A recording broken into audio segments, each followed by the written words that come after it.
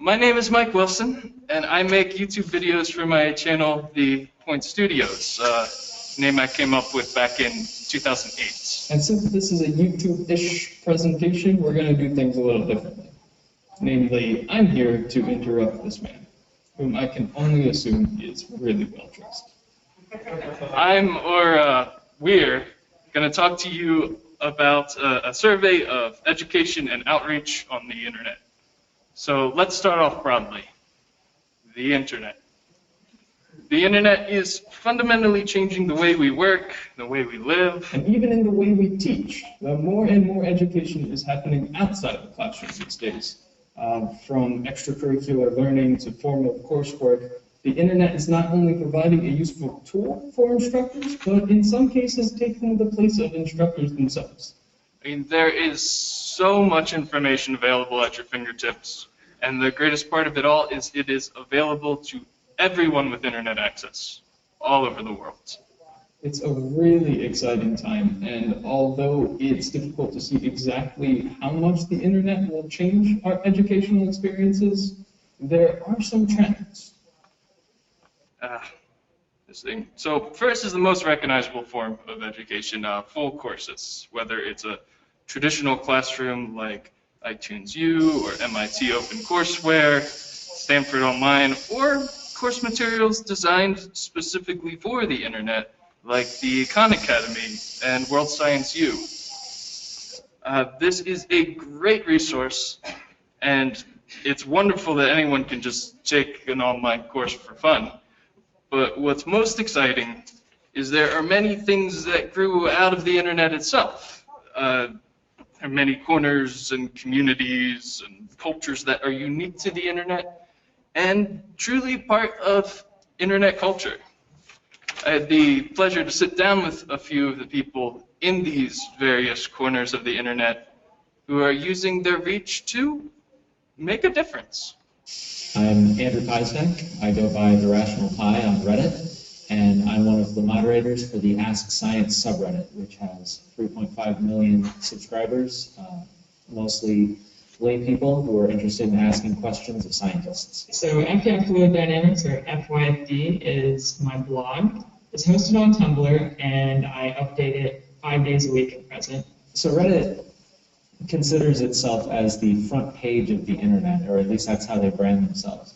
And it's a website where people can post links, sort of forum-like posts, and then you can vote on which ones you like, and those ones kind of drift to the top. And really, it's a way of sorting and aggregating links and information on the internet. Part of the reason why I started FYFD in the first place was that I felt like fluid dynamics is a subject that everybody experiences in their daily lives. I mean, we're always dealing with air and water, and a lot of concepts that show up in fluid dynamics show up for everyone. I felt like it was a subject that got overlooked in school, it got overlooked in Scientific American and Discover Magazine and things like that. So I wanted a chance to tell people and show people how awesome fluid dynamics is. That's part of the reason that I focus so heavily on having good visuals, because visuals will help draw readers in. And then when they read the explanation and they feel like they understand and they've learned something, that's what keeps them coming back. One thing that makes Ask Science really unique on the internet is that it opens a dialogue between lay people and scientific experts. And this is very unique. It's not something that you'll find outside of the internet most of the time. You might run into somebody at a cocktail party, for example, and they might say, oh, I have a question about acoustics, and then they'll ask it to you, and you can answer the question, and you've answered the question for the one person that you're talking to, plus maybe 4 or 5 people who happen to be standing around. Whereas when you're on Ask Science and somebody asks that question, you can answer the question, and then tens of thousands of people can see your answer. And you've just had an opportunity to do some serious outreach by just asking a question that a normal person might have about acoustics. And it's good to be able to have the experience with science to really explain it, but sometimes you have to wonder if communication is not a skill that everyone is really good at. Maybe those of us who can do it need to focus more on that. I don't know, but it does feel pretty awesome knowing that it makes a difference to people. In my personal experience also, it's been very useful because there are a lot of people who don't even know about acoustics as a possible field of study. And after pretty much every one of my answers that goes viral, I'll end up getting a couple messages from students who are in college who say, oh my gosh, I didn't realize I could study acoustics. You know, where can I go to learn more about this? Or what classes should I take if I want to go into acoustics as a profession? I remember I had a message from a high school student who said, I didn't even know I wanted to go to college. And based off of, you know, learning about acoustics as a possible field, I now know what I want to do. I want to go to, you know, college. I want to get a degree in electrical engineering or mechanical engineering, and then I want to go on and get a graduate degree in acoustics. And that's, you know, that's just amazing to me. That just by answering a silly question like, you know, what's the speed of sound in a black hole? I don't know whether that guy actually did end up going into, you know, college just to go into acoustics, but I like to think that it's now at least on his radar. Students will ask me, you know, we don't have an engineering program at my school. How can I learn more about fluid dynamics? What can I do to get into some research? Should I go to graduate school and study this? It's pretty exciting to realize that there are people who've chosen this subject and who've pursued this subject because I've shared my passion for it. And there is some wonderful work being done in social networking and social news. But there's also a huge wealth of consumable media online, whether it's blogs or articles, podcasts, and my personal favorite, digital video, which is centered around the online behemoth that is YouTube. And starting around 2010, several educational channels started popping up amongst the video blogs and the cat videos. And some of these channels are among the most popular on all of YouTube today. I had the further pleasure to sit down with some of the creators of a few of these channels, and we'll let them take it from here. My name is Derek Muller. I make videos on YouTube under the channel name Veritasium. And that channel has nearly 2 million subscribers now, and it's been viewed, the videos have been viewed more than 100 million times. My name is Destin Sandlin. I'm an engineer during the day, and I create a YouTube channel called Smarter Every Day. It's a little different. We just look at the world different and try to figure out the normal stuff that's around you in a much deeper way. My channels really vary in style. Sometimes I do an explainer to camera, sometimes it's a demonstration, sometimes I interview an expert. And sometimes I talk to people on the street. I think what I'm known for is interviewing people about topics, talking to people on the street and finding out what their alternative ideas are before I explain the correct science.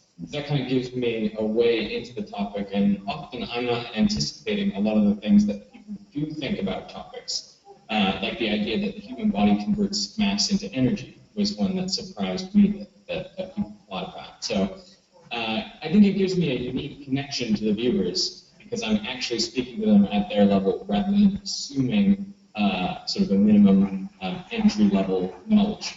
I don't have the knowledge at the beginning of the video often. I will learn throughout the course of the video, and the viewer just gets to learn along with me. That's what's different about my YouTube videos than most out there. I'm not talking down to people because I have more education than them. I'm talking up to people as they try to learn with me. That's my goal. People seem to really enjoy it. I mean, they really appreciate looking at the world just a little bit differently. They look at the world through my eyes, and I'm not really normal, I've been told. So people enjoy looking at normal things around them in just a little bit different way. And so I think that's what I bring to the table, I guess. There are a lot of educational creators now on YouTube, and they're all doing different things and really, I think, having a great impact in classrooms. I know a lot of the videos that we make are being used throughout the world. There's a neat little community that's developing there where we all support each other, getting together to do live events, and we help each other out, bouncing scripts off each other and reviewing videos for each other and promoting each other.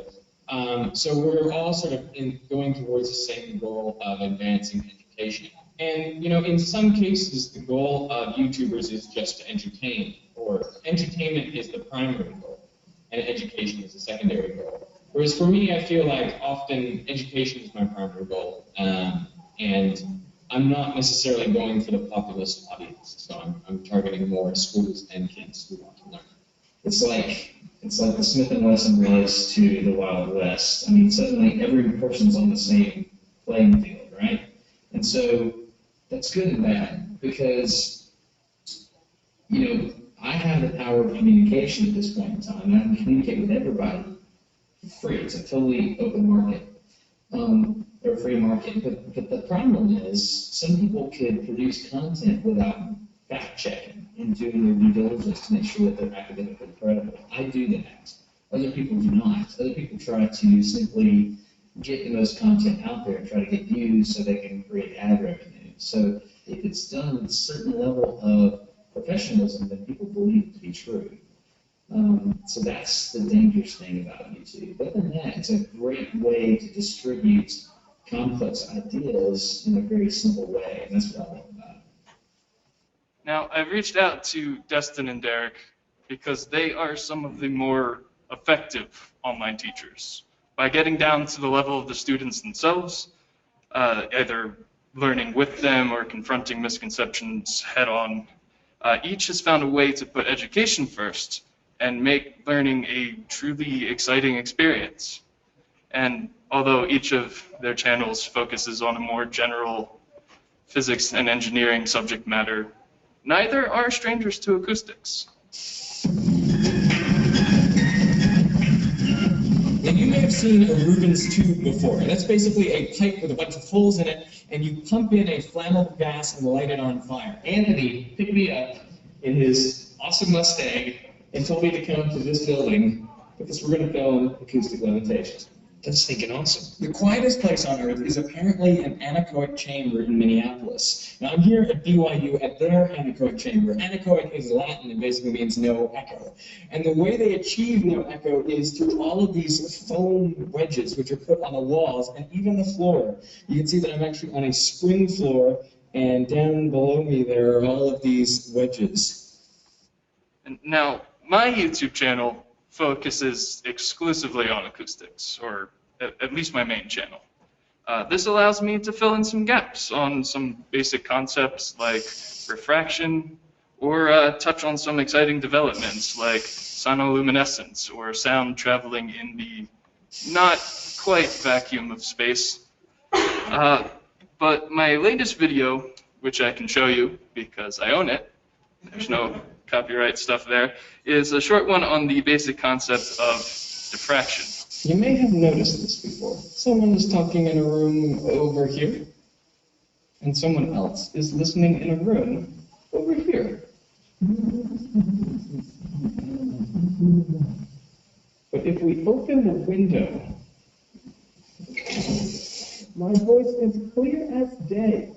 So how does sound exit one window, make a 180-degree bend, and come in through this window? That is the fascinating world of diffraction.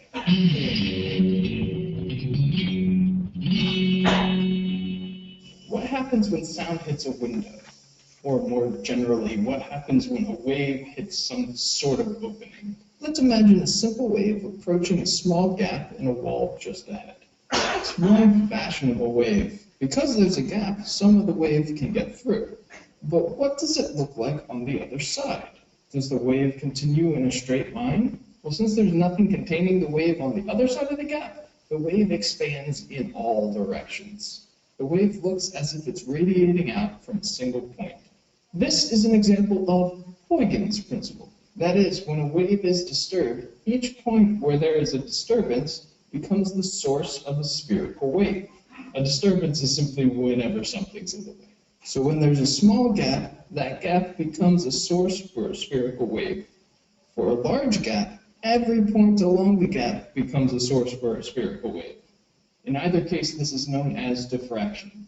A wave does crazy things because it ran into something. You can even try this at home. Just get a baking sheet, and fill it with some water, as such. Take a piece of cardboard, fold it in half, and tape the ends together. Then with two little walls, we can just stick them in our vat of water here, creating a little gap in between the two. And if you create a wave on one side of it, no matter what you do on one side of the cardboard obstruction, you'll see that you get little circles coming out of the other side. You'll notice also there's a part of the wave that moves along your obstruction. Jumping back to the window, there is a part of the wave that moves along the wall. So sound can easily go out one window, creep along the wall, and climb right back in the other one. A little creepy, but kind of cool. Diffraction plays a huge part in the way we hear sound, as waves scatter off of walls, through windows, around corners, and over hills. It's the things that disturb the waves that let sound fill our rooms, our ears, and our hearts. Thanks for watching this episode of Acoustics. You can follow me on your favorite social networking platform. Be sure to subscribe and get excited about sound.